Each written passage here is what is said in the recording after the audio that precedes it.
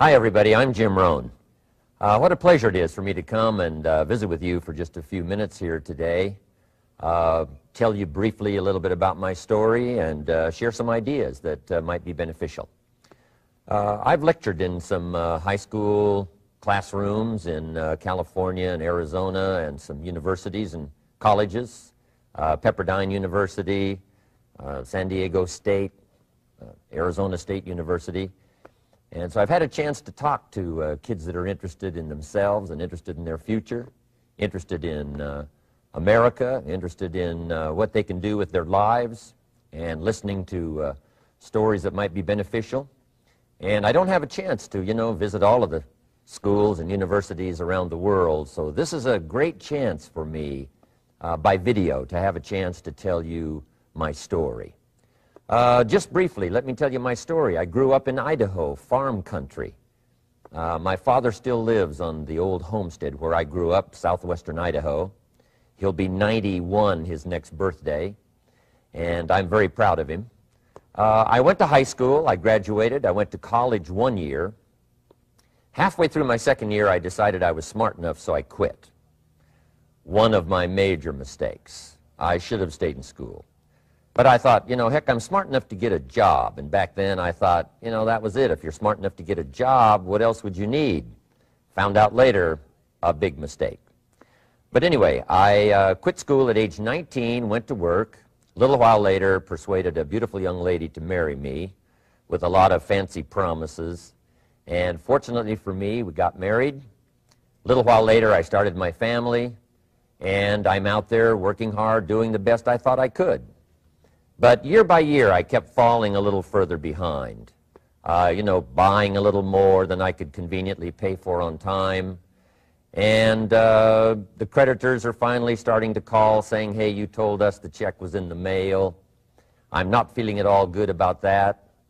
About age 25, I've got pennies in my pocket, I've got nothing in the bank, and way behind on my big mouth promises to my family, and wondering what could I do to make my life better. I was willing to work hard. That was not my problem. But I just wasn't making the progress I wanted to make. And then good fortune came my way. Sometimes it's difficult to describe good fortune, why something remarkable happens to you at a particular time. One of my friends says, well, hey, things don't just happen. Things happen just. And maybe that's it, I don't know. But my good fortune was I had a chance to meet a very wealthy man. His name was Mr. Schoaf, Mr. Earl Schoaf. A friend of mine had gone to work for him, and he started telling me about this man. He said, you got to meet this man. He's rich, but he's easy to talk to. And he's got a remarkable philosophy of life.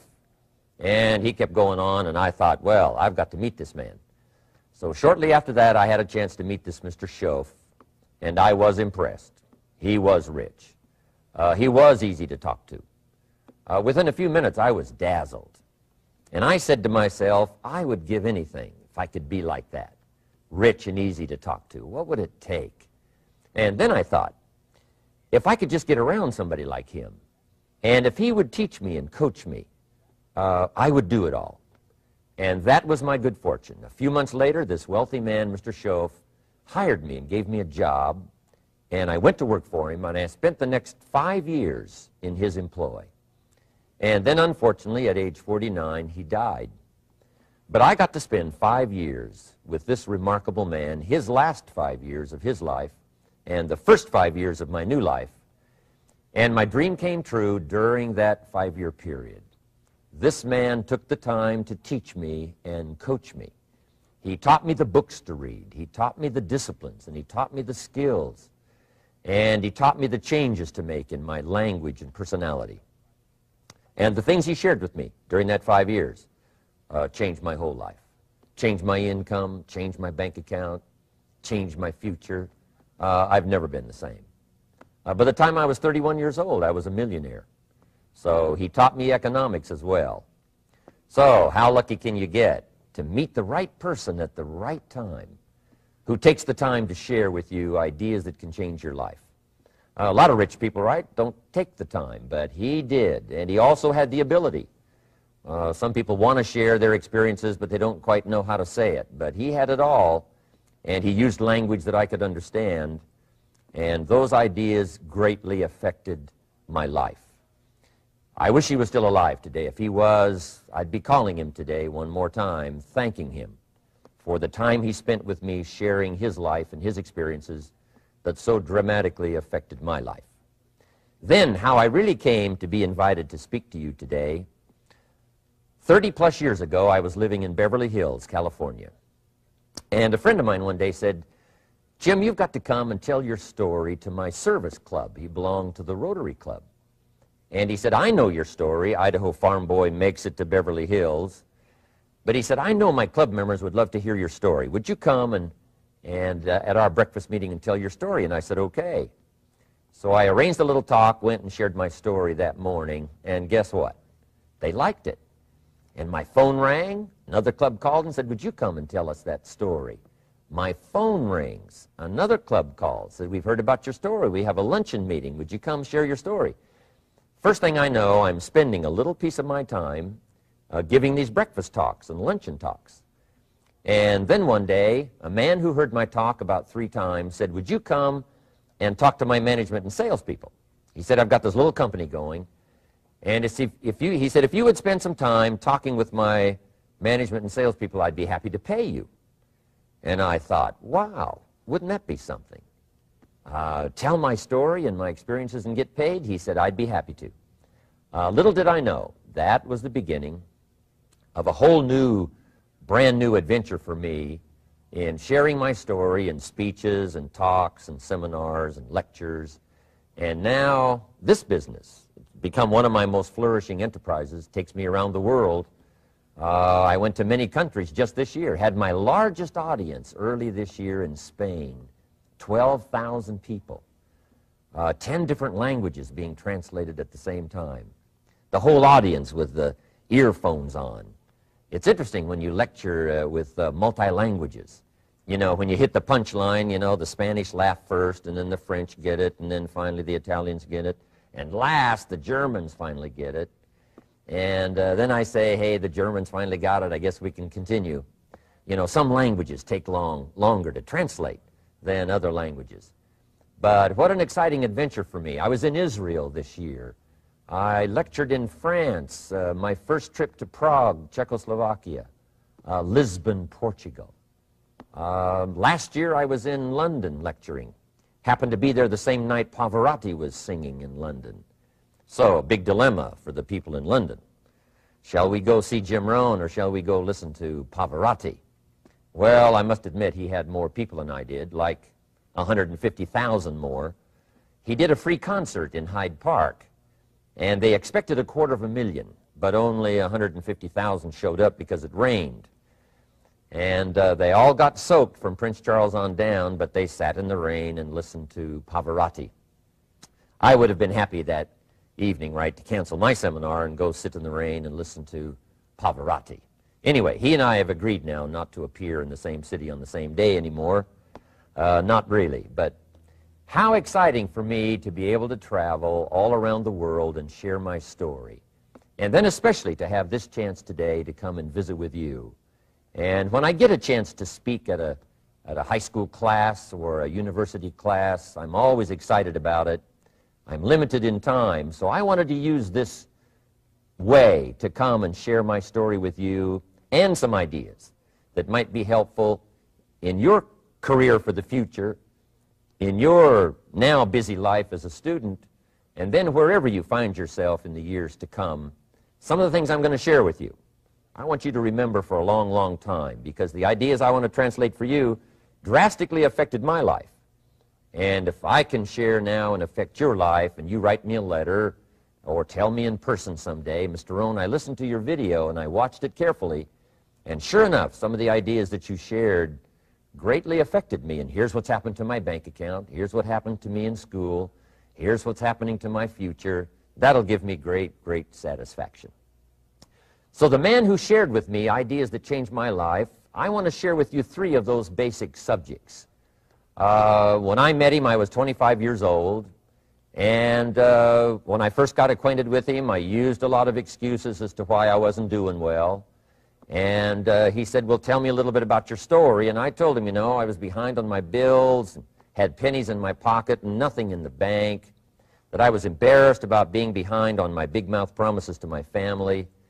And then he gave me one little simple phrase that really forever changed my life. And here's what he said. Mr. Rohn, if you want the future to change for you, you've got to change. And he said, if you don't change, the next 6 years of your life is going to be just like the last 6. You'll still be behind on your bills. You'll still be behind on your promises. But then he gave it to me in the form of a promise. When I was 25 years old, I've remembered it all these years, and I've shared this promise now with probably over 3 million people in the last 30-plus years. And it's going to be valid for you, so listen carefully to this promise. My teacher said to me, young man, if you will change, everything will change for you. If you will get better, everything will get better for you. What a clear message that was for me. He said, if you'll change your philosophy, if you'll change your habits, if you'll refine your thinking, if you'll change and accept some new disciplines, if you'll turn the corner where you've been in the past, go for a new life for the future, he said, all kinds of remarkable things will happen for you if you will change. Before I met Mr. Schoaf, I used to cross my fingers and say, I sure hope things will change. I was hoping the government would change and the tax structure would change and that my boss would change and pay me more money. I was hoping that, you know, economics would change and prices would come down. And I was hoping that circumstances would get better. And then I discovered from my teacher that those things are going to continue the same. In fact, all of those things that happen to us is kind of like the wind that blows. And the wind blows on us all. In fact, in America especially, the last 6,500 years of recorded history, we've got probably the most favorable wind that's ever blown. Economics and circumstances, living in a free country, democracy and freedom, an excellent economy. Sure, we struggle at times, but compared to the rest of the world in the last 6,500 years, we've got the best wind ever. But if you just let the wind blow, I'm telling you, it won't take you where you want to go. All of us must use this wind to take us to the dreams we've got, to the equities we want, to the money we want, to the income we want, and to all the things we want our life to have. This is where we want to go, and we've got a good wind, but we must not leave our future just to the wind, just to the economy, just to the structure of the way things are happening today. Here's what we must learn to do, and that is set a good sail. And if you'll learn to set a good sail, and that's what my teacher taught me in those early days. He said, Mr. Rohn, the wind is going to blow however it's going to blow. Politics are going to be politics, and the economy is going to be the economy. And however it turns out, that's the way it's going to be. What you must learn to do is not to wish for a better wind. That's naive. The key is to wish for the wisdom and the skills and the learning so that you can set a better sail. And so that's what I did at age 25. I went to work not on the economy. I went to work not on the community. I didn't go to work to try to change the government. I didn't go to work to try to change my boss or the company. I didn't go to work to try to change circumstances. I went to work to try to change myself. And I picked up that promise my teacher shared with me, that if I would change, my income would change. If I would change, my bank account would change. If I would change, my future would change. And sure enough, his promise came true for me. The first 6 years of my economic life, I wound up broke. Those pennies in my pocket, nothing in the bank, behind on my promises. The second 6 years of my economic life, I wound up rich. But interestingly enough, the second 6 years of my economic life, the government was about the same and the economy was about the same. You know, the companies were about the same. What they paid was the same. Circumstances around me were the same. You know, my negative relatives were the same. But I was not the same. That's how my life changed. And that's how things started working for me, changing my life all those years ago. So that's what I wanted to share with you to begin with, this beginning of what Mr. Schoaf shared with me, that if I wanted my life to change, this was what I was going to have to do. And so he broke it down into 3 subjects that really made an impact on my life, and I want to share those with you. The first subject he called personal development. And the second subject he called setting goals.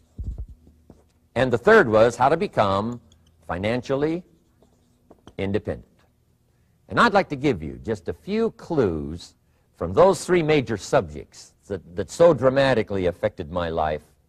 And let's get started. The first one is personal development. Now, in illustrating personal development, Mr. Schoaf, my teacher, started with money. You know, money's not the only place to start in talking personal development, but it's where he started, so let me share the thoughts he shared with me back then. Let me share them with you. Here's the best lesson I can give you on economics. It's very simple. We get paid for bringing value to the marketplace. That's about as simple as I can put economics. We get paid for bringing value to the marketplace. Now, it takes time to bring value to the marketplace. However, we do not get paid for time, so we cross that out. Mistakenly, the man says, I'm making about $20 for an hour. Not true. If that was true, you could just stay home, right, and have him send your money. So that's not true. We don't get paid for time. We get paid for value brought to the marketplace. Now, since that's true, here's one of the key questions of my talk to you today. Is it possible to become twice as valuable to the marketplace and make twice as much money in the same time? Is that possible? The answer is yes. Could you become 3 times as valuable as you might be right now to the marketplace and make 3 times as much money in the same time? And the answer is yes. 5 times, 10 times? Of course. America is unique. It's a ladder to climb. It starts down here, let's say, at $5 an hour, and it keeps going up. Top income last year, $80 million. The guy who runs Coca-Cola. Now, that's a heck of a ladder. That's why everybody wants to come here, right? The boat people are not headed for Vietnam. People haven't plotted and schemed for 50 years saying if I could just get to Poland, everything would be okay. Not true. Everybody wants to come to America. And the reason is because we've got the best wind ever blowing in our favor. We've got the best economic opportunity anybody's had in 6,500 years. And all you have to do is understand it and take advantage of it. Now, there's some key questions to ask here. Why would the marketplace pay someone only $5 an hour? Very simple answer. They're not very valuable to the marketplace. Now, we must underline to the marketplace. This person might be a very valuable brother, yes. Member of the family, valuable, yes. Valuable member of the church, of course. Valuable citizen of the country, yes. Valuable in the sight of God, no doubt. We're all of equal value in the sight of God. But if you're not very valuable to the marketplace, you don't get much money. You say, well, it shouldn't be that way. Well, then you got to start your own country. You know, this one's been in process for 200 years, and this is the best we've been able to come up with so far. But here's the key. You don't have to stay here. Now, there was a big debate in Congress last year that this $5 was not enough, should be 6, should be 6, should be 6. But we don't need legislation. 6 is already on this ladder. The next step up. You know, if you work for McDonald's, they'll pay you $5 an hour to take out the trash. If you whistle while you take out the trash, they'll pay you $6 an hour. So we don't need that legislation. You just need to take lessons on how to whistle. Have a good attitude. Now, as you begin to climb this ladder, why would the marketplace pay some people $50 an hour? Answer, evidently, they must be more valuable to the marketplace. 10 times more valuable. And is that possible for someone to be 10 times more valuable and earn $50 an hour instead of 5? And the answer is yes. That's what America is all about. Now, why would the marketplace pay some people $500 an hour? Evidently, this person must be much more valuable to the marketplace. That's what's important to understand, to the marketplace. And would the marketplace pay one person $80 million for 1 year's work? And the answer is, of course. If you helped a company make $1 billion, would they pay you $80 million? I'm telling you, it is possible. And that's why America is so exciting. That's why this financial ladder is so exciting. It's possible for all of this to come true for all of you, no matter where you start. As a student in school, just getting started out there in the workplace, this is all possible for you. Now, Mr. Schoaf gave me the clue on how to climb this ladder as high as I wanted to climb. Now, we're talking primarily economics here. There's a lot of other ways to become valuable to your family, valuable to your friends, valuable to the community, valuable to the team, right? Valuable to the team effort, valuable to the concert. But here's what he said to me. In climbing this ladder economically, all you have to do is work harder on yourself than you do on your job. Once I heard that, it made sense to me. I kept hoping that everything else would change around me, found out that if I went to work on myself, worked on my skills, worked on my language, if I became better than I was each year, if I grew in skills and language and vocabulary and competence, then I would become attractive to the marketplace. Not very long ago, a company called me and said, Mr. Rohn, we're expanding internationally. We'd like to have a bit of your expertise to help us. Would you give us a bit of your time? We'll add some millions to your fortune. And I said, okay. And I thought later, isn't that interesting? They would call me. Then my second thought was, of course they'd call me. Who else would they call? I can get the job done. Now, what a contrast for me, farm boy from Idaho, raised in obscurity, parents of modest means, broke when I was 25. How come I would get a telephone call and someone offer me a lot of money to help them in expanding around the world? Simple answer, evidently. Something happened to me between age 25 and where I am today. And I can tell you where it all started. From my teacher, Mr. Schoaf, who said to me, we don't have to change what's going on out there. That's the wind that's blowing. All we have to do is change what's going on in here. And now there's several ways to do that on personal development. And let me give you those ways. Here's the first one. We must learn from personal experience. Pretty simple. Learn from what happens to you. Take a look back over the last few months. Did you make some mistakes? How could you correct those for the future? Take a look back over the last year. Have you done it right or done it wrong? Let's correct it for the next year. Learn from your personal experience. Mr. Schoaf asked me when I first met him, he said, Mr. Rohn, how are you doing? You've been out there now 6 years. And I said, I'm not doing very well. He said, I suggest you not do that anymore. What a simple, swift analysis to my situation. He said, if you keep doing it, the next 6 years will be like the last 6. You don't want that to happen. Let's make the changes. So learn from your personal experience. Now here's number 2, why I came to share this video experience with you today.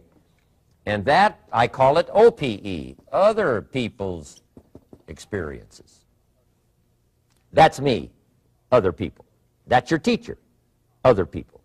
That's your friends and colleagues, other people. The people you meet that can pass along to you their experiences, what's happened to them, the mistakes they made, how they corrected them, how they changed their health and changed their bank account and changed their income and changed their future. That's it, other people. Now, there's 2 kinds of people to learn from. One is failures. It's too bad failures don't give seminars, right? That would be valuable. Bring your notebook, have them tell you how they lost it all and threw it all away, threw their health away and threw their friendships away and things didn't work out well. That would be valuable. But now then we must also learn from positive, people that have done well. They've got the health, and so we ask them, how did you become so healthy? They've got the skills, so we ask them, how did you become this skillful? They've got the income, so we ask them, how did you get here in such a short period of time? So now here's what's important in personal development. In learning from other people, we learn, number 1, by observation.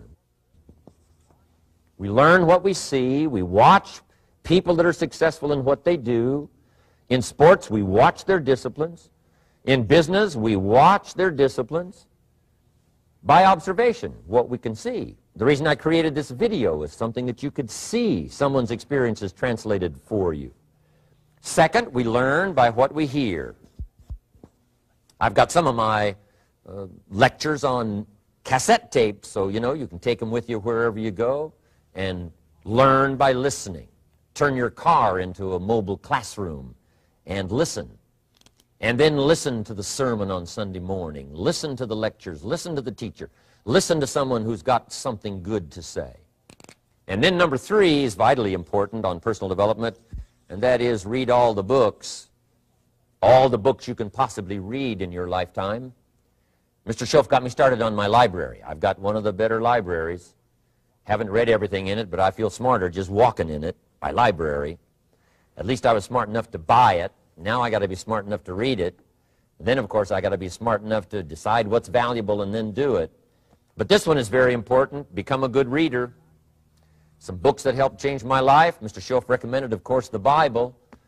And my parents made sure I was a pretty good scholar by the time I was 18. That's been so beneficial for me, drawing from those illustrations, reading about those stories, people who made it and people who didn't make it, and what the difference was. And then other books that helped to really change my life. One called Think and Grow Rich by Napoleon Hill. And then a book that helped me become financially independent by the time I was 31. And that book is called The Richest Man in Babylon by George Clason. And I'm going to share a little bit of that book with you when I get to financial independence today, our 3rd subject.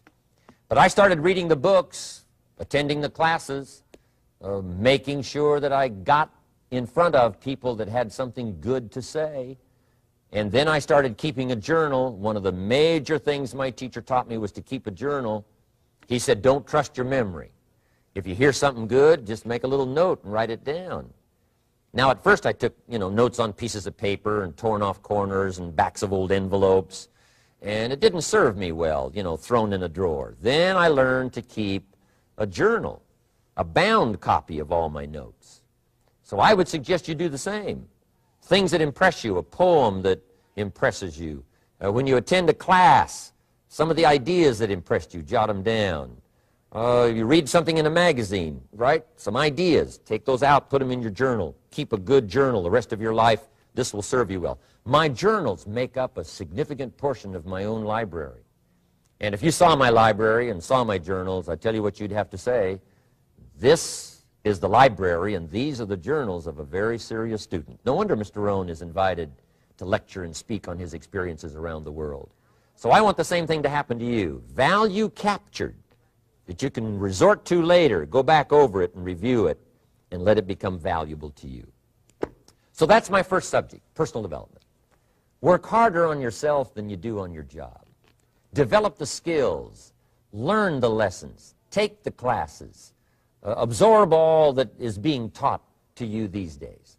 And then later on, of course, you can sort it out, what's valuable to you and how to refine it for your business and for your life and for your future. But the main thing is to get it and start this process of personal change, personal development. And let me say it one more time. If you will change, everything will change for you. You'll never be the same. You'll keep growing. As you look back on a few months, look back on a few years, you won't believe the progress you can make. Economically, your relationship with your family, your friends, and whether you're in sports or economics or whatever, I'm telling you, that whole process of committing yourself for personal change, personal value, can really make your life unique and worthwhile. Now let's cover the second subject, on setting goals. Mr. Schoaf gave me some tips on setting goals that changed my life forever. And I want to share those with you.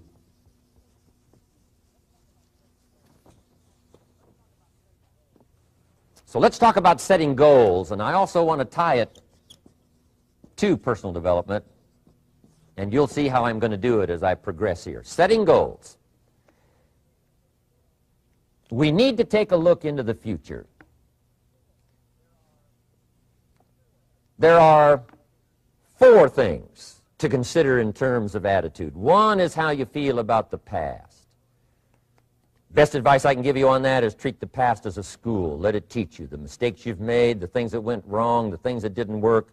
Don't use the past as a burden to carry, and don't use the past as a club to beat yourself to death. past losses, past failures, past mistakes. But let the past be a school. Tough school maybe. We've all been through some tough stuff. So if you feel good about the past, draw from it for experience and let it teach you. Then next is how you feel about the future. We've got to have the future well designed. The future is called the promise. And here's what we teach in our leadership series. The promise of the future can be an awesome force for your own future. The promise of the future, designing the future. There's two ways to face the future. One is with apprehension, and the other is with anticipation. I promise you, in my travels around the world, most people face the future with apprehension. And here's why. They don't have it well designed. They've sort of left that up to someone else to fix. But here's the best way to face the future, with anticipation. And you can face the future with anticipation if the future is clear, if the future is well designed. And I would like to have you consider some thoughts with me that help me to really change my future by giving it some thought and some consideration. And here it is. In setting goals, it's very simple. Number one, decide what you want. You just take a little time. You sit down and say, what do I want? What kind of skills do I want? What kind of income do I want for the future? What would I like? Where would I like to go? Places I'd like to visit. Habits I'd like to acquire. Skills I'd like to have. You just take a little time to think about what you want. Economics, friendships, people you'd like to meet, places you'd like to go. You just take some time. And then I suggest, when you've thought about what you want for the future, make a list. Just jot it all down. It's really a very simple process. And then here's number three. Keep all the old lists. I'm telling you, this served me so well, keeping my old list of goals.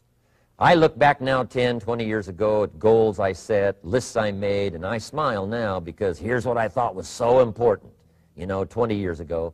Now some of those things aren't even on my list. I've got a new list. I've grown. I've changed. I've matured. But I give you that advice. Decide what you want. Number two, write it down. Number three, keep the old lists. And then here's number four.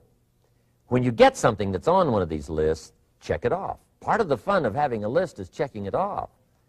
And then if you can add some drama to checking it off, see, that's what really helps.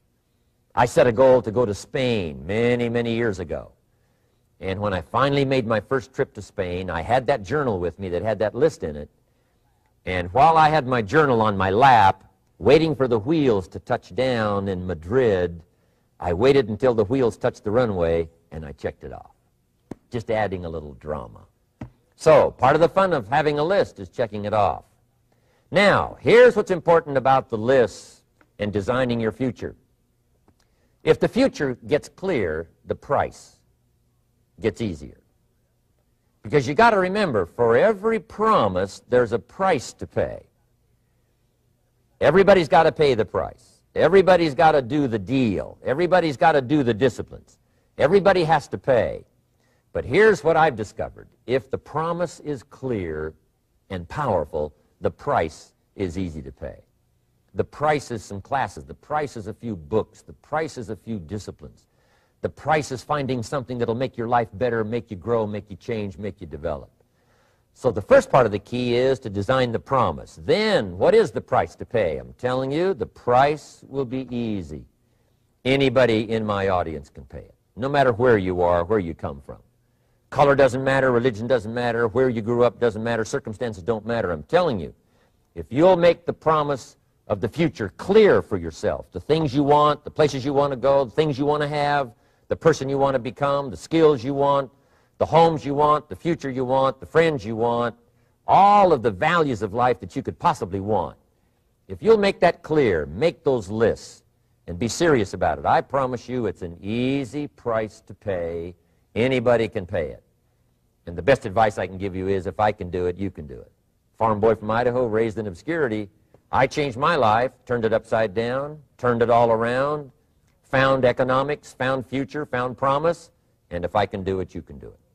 So, start setting your goals and see if you can't get a better excitement going for the things you want to accomplish for the future. Now here's my third subject, and that's called financial independence. Oh, by the way, before I get to financial independence, let me cover one more point. One of the major reasons for setting goals is for what they make of you in achieving them. My teacher advised me when I first got started at age 25, he said, "Jim, why don't you set a goal to become a millionaire?" He said, "It's got a nice ring to it, you know, enough zeros to impress your accountant." And he said, "I'm here to help you. You're only 25 years old. You've been to 1 year of college. You've got a beautiful family, every reason to do it. Why don't you set a goal to become a millionaire?" And he said, "Here's why." And I thought, he doesn't need to teach me why. Wouldn't it be nice to have $1 million? He said, "No, then you'll miss it." He said, "Here's why. For what it will make of you to achieve it." I'm telling you, that statement changed my life. Set the kind of goals that will make something of you to achieve them. He said, "Now, once you become a millionaire, what's important is not the money." I thought, that's kind of strange teaching. He said, "Honest, it isn't important." He said, "You could just give the money away." Now, I did better than that. I lost it all. By the time I was 31, I was a millionaire. By the time I was 33, I was broke. And I'll tell you a little bit about that story later. But when I lost all my money, guess what? I found out Mr. Schoaf was right. What was valuable was not the money. What was valuable was what I became to earn the money. The skills I had, the knowledge I had about the marketplace, the values that I had going for me, they were more valuable than the money. And here's an important statement to remember. It's not what you get that makes you valuable. It's what you become. So part of the key here is to set the kind of goals that will make something of you. Don't set them too low so that you don't have to grow and you don't have to read and you don't have to try and you don't have to stretch. Don't set them too low. And then don't sell out. Don't go for something that's going to cost you your virtue or cost you your values or sell out your principles. There's a good middle road here to follow. Goals that will inspire, goals that will help you grow, change, develop, and become better than you are. Okay. Now let's talk about financial independence. How to become rich by 40, 35 if you're extra bright, much sooner if you find an opportunity like I did. Let me show you how I did it. Financial independence. First of all, I like the phrase financial independence. Some people are a little bit concerned about using the word becoming rich or becoming wealthy, and I can understand that. I struggled a little bit with this. Is it okay to go for becoming rich, go for becoming wealthy? And maybe that's a bit too strong a word or strong a term. So here's what I've come up with that I think is comfortable for me, and that is how to become financially independent. I think it's every person's heritage here, especially in America, to become financially independent. Now, let me give you my definition of financial independence. Financial independence is the ability to live from the income of your own personal resources. Financial independence. Now, it depends on how you want to live. If you need $2,000, $3,000 a month, if you need $4,000 or $5,000 a month, if you need $10,000 a month, some people may need, you know, $100,000 a month. But whatever you would need to live, and you could earn that living from the income of your own personal resources, that's what I call financial freedom, financial independence. And let me show you how to acquire it. If you start at age 15, between ages 15 and 35 is 20 years. And in my personal opinion, based on my own studies and my own experience, 20 years, in my opinion, is enough time to become financially independent. If you're not, you don't live in the wrong country. Probably what's happened is you have the wrong plan. And it's easy to be a nice person with the wrong plan. I found that when I was 25 years old. I was broke at age 25, and I was a nice guy. You would have liked me. But I'm telling you, my plans up until then, especially my financial plan, left me broke. I totally changed it the next 6 years, and I became financially independent. So I know what I'm talking about. It is possible in a reasonable amount of time, 15 to 35, whatever, 20 years' time, enough time. You can do it in a much shorter period of time, like I did if you want to. But this is a reasonable enough time. But here's number one. First of all, you got to have the right philosophy. Philosophy is our ability to gather knowledge and sort through it and decide what's valuable. To develop a philosophy about life, a philosophy about our health, a philosophy about our family relationships, a philosophy about economics. And if you develop the right philosophy, that's what helps to set this sail so that in 6 years it takes you where you want to go instead of winding up like I did that first 6 years of my economics, broke, no money, empty bank account. The right philosophy. Now let me give you a couple of philosophies to consider. Here's the first one. It's called the philosophy of the poor. And here it is. Poor people usually spend their money and invest what's left. That's the philosophy of the poor. Now here's the philosophy of the rich. Rich people invest their money and spend what's left. And here's the startling answer. It really doesn't matter what the amount is. What's most important is not the amount. What's really important is the philosophy. So I would ask you to adopt this philosophy of spending after you have invested. Invest first, then spend. And I've got a little formula that I'm going to share with you. Now, what should a child do with a dollar? I mean, there's a lot of debate going on, I'm sure, across the country on what a child should do with a dollar. Here's one opinion. It's only a child and it's only a dollar. What difference does it make? Well, in my opinion, it makes all the difference in the world. A person's economic future starts with a child with a dollar. Somebody says, oh, no, you're only young once. Let him spend it all. Well, when would you hope that would stop? Somebody says, well, wait till he's 50 and broke like me, and, and then he'll learn. Well, no, we don't want to wait that long. If I would have known earlier than age 25, I would have changed. In high school, if they would have had classes called Wealth 1, Wealth 2, I'd have taken both classes. I would not have waited until age 25. So, the earlier the better. So, what should a child do with a dollar? Here's the simple premise to begin with. Don't spend it all. And if a child wants to spend the whole dollar, you got to say, hey, don't spend it all. Don't spend it all. They'll say, why not? It's my dollar. I earned it. You say, I know you earned it, but don't spend it all. They'll still say, why not? Say, let me show you why not. So you put them in your car, take them to the other side of town, and show them where people live that spend the whole dollar. You just drive them around. Kids learn best by visual. Just drive around and say, would you like to live here? Kid says, no. Would you like to live like these people live? Kid says, no, no. Then you can't spend the whole dollar. So, kids will get the message. So, take them to the other side of town, show them around, unless you already live there, and then just show them around. Anyway, don't spend the whole dollar. Now, let me give you my best view of what to do with the dollar. And I promise you, if you started at age 15, now if you're over 15, right, you've still got plenty of time. You still got 20 years. If you're 30, you've still got 20 years. I mean, you still got plenty of time to start what I'm about to share with you. What to do with a dollar. Here's my first bit of advice. Never spend more than 70 cents. Never spend more than 70 cents. Now, you got to pick some number, and the number you pick is going to be determined by your philosophy. It's going to be determined by what you've been taught or your experience teaching yourself. When I first met my teacher, Mr. Schoaf, I was at about 110% of each dollar.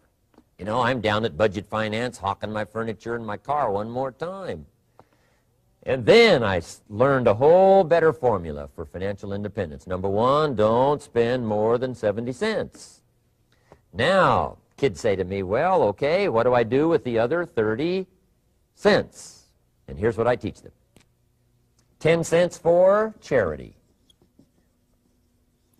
Charity or church, or helping people that can't help themselves. 10 cents to support worthy projects. Projects that you feel good about. 10 cents out of every dollar. It's called being generous with part of what you've taken out of society. Now, in my opinion, nothing teaches us character better than generosity. No class, no teacher, no book teaches character better than generosity. And the best time to start is when the amounts are small And I know if kids learn these lessons well, they'll give a dime out of a dollar, help people that can't help themselves, support worthy projects. Or if you belong to a church, they teach tithe, piece of. That's very important. Now, because when the amounts get larger, sometimes it's a little more difficult. You know, giving 100,000 out of a million, someone says, oh, if I had a million, I'd give 100,000. I'm not sure. That's a lot of money. So the time to start is when the amounts are small, 10 cents out of the dollar. Okay, next 10 cents I call active capital. Active capital means do something to make a profit. Active capital. Set aside a portion of your income. Wages are okay, but I'm telling you, wages will make you a living. Profits will make you a fortune. So set aside part of your income as capital, called active capital. Any kind of project you can possibly think of, you can possibly come up with. I'm going to write a new book, I think, for kids. I think the title is going to be, Of Course, Kids Should Pay Taxes. It's kind of an interesting title. In California, kids do pay taxes. When a child walks into 7-Eleven, buys something that costs $1, the proprietor says, give me 7 more pennies. And the child says, hey, what's these 7 pennies for? And the proprietor says, that's the taxes. Kid says, well, hey, I'm only 8 years old. Proprietor says, congratulations, you're my youngest taxpayer. Give me the money. So in California, where I live, kids do pay taxes. Big question is, should they? And my book will answer that question. Of course, kids should pay taxes. Nothing is for free. If you want to ride your bicycle on the sidewalk instead of in the mud, you got to pay the 7 pennies. Nothing is free, so we all have to pay.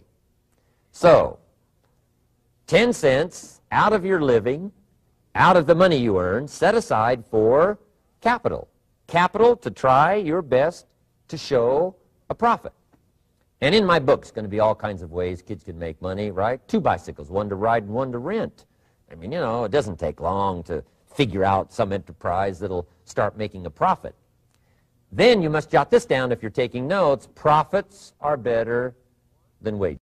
Own business, things have worked out for you for the future. The position you always want to be in is the power position, and that's called the lender. The lender is the power position. So if kids learn early enough, and then you ask them what they'd like to be when they grow up, I'm telling you, once they understand, they'll say, well, one of the things I want to be is one of those lenders. That's the power position, not the spender. No, you'll be pitied the rest of your life if you just become a spender. You got to become a lender. And I think this is the one formulas to follow.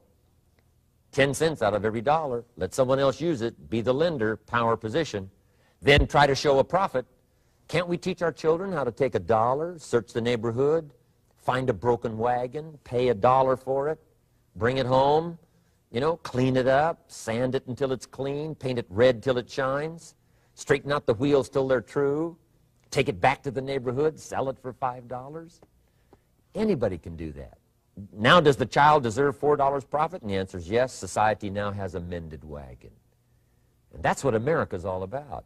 Finding something, touching it, making it better, making a profit, taking part of your resources, helping people who can't help themselves. Let someone else use it to make a profit. Some projects require more capital than one person has. Exciting. And then let them pay you for the use of it. America's had this philosophy now all these years. Communism has taught all these years capital belongs in the hands of the state, not in the hands of the people. We've been teaching all these years capital belongs in the hands of the people, not in the hands of the state. And we turned out to be right. Capital in the hands of the kids, capital in the hands of the people.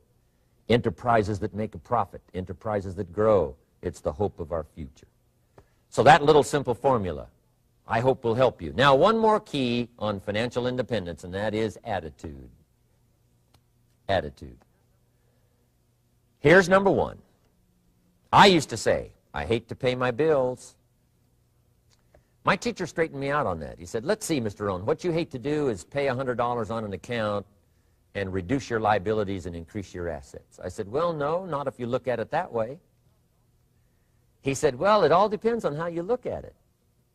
So wouldn't you love to pay your bills, reduce your liabilities, increase your assets? You got to have that kind of attitude. I found out the same attitude about taxes. I used to say, I hate to pay my taxes. And Mr. Shove said, well, that's one way to live. But don't you understand? Taxes is how we care and feed the goose that lays the golden eggs. Wouldn't you want to do your share? Someone says, yes, but the goose eats too much. Probably true. But hey, we all eat too much. We all need to go on a diet. Better a fat goose than no goose. So I finally became a happy taxpayer. Now, I think taxes are too high, so I'm working to get taxes lowered for our economic future.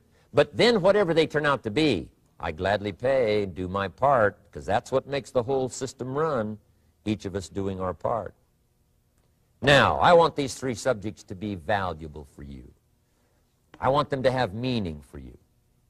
I want you someday to be financially independent. I want you to have the personal development so that you feel good about yourself. If I had a chance to meet you someday, I'd like to have you show me the list of goals that you got started and say, Mr. Rohn, here's some I've already checked off. Here's the books I'm reading. Here's what's happened. I'm developing the skills. I'm better this year than I was last year. I've got more self-confidence. My skills are developing.